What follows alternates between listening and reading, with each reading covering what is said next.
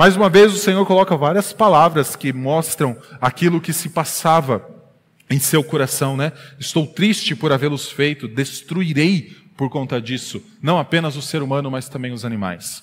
Talvez a grande dúvida que surja aqui não é necessariamente em relação a por que o Senhor decidiu destruir. Afinal, tem uma clara conexão.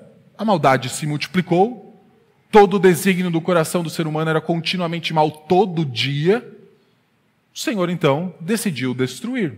Há uma conexão lógica. Talvez a grande dificuldade com este versículo seja por que todos os seres vivos, inclusive os animais, tinham que perecer?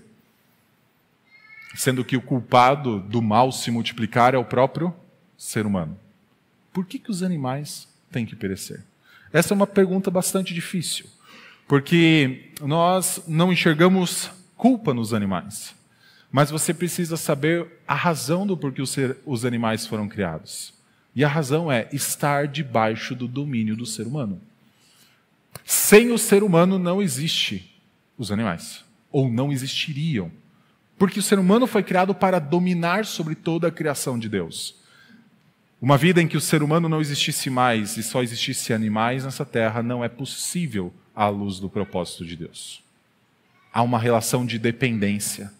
Lembre-se, nós somos criados para depender de Deus, a ponto de Deus dar o nome para o ser humano.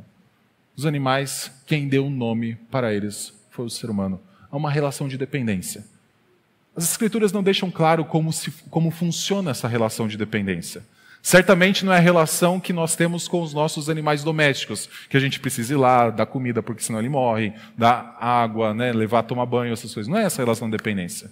Mas Deus amarrou de tal forma a vida nessa terra com o ser humano, que é dito que a própria criação de Deus, em Romanos capítulo 8, está gemendo, aguardando o momento em que o ser humano será completamente redimido. Em que os filhos de Deus, o povo de Deus, será completamente redimido. Deus amarrou isso. Como?